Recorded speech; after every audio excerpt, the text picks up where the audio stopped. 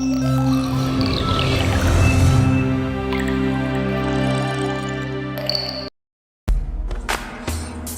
সাথে কথা বলতে বলতে আফরিন নিজের ভয় কাটিয়ে উঠল।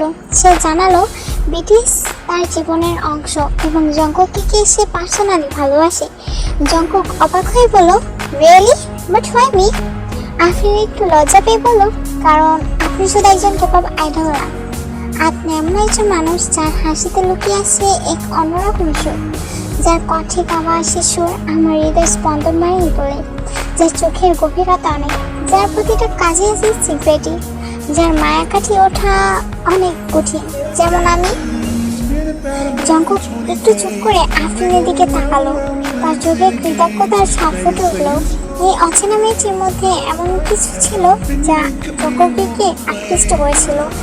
সে কি শুধু সাধারণ ভক্ত নাকি অন্য কিছু?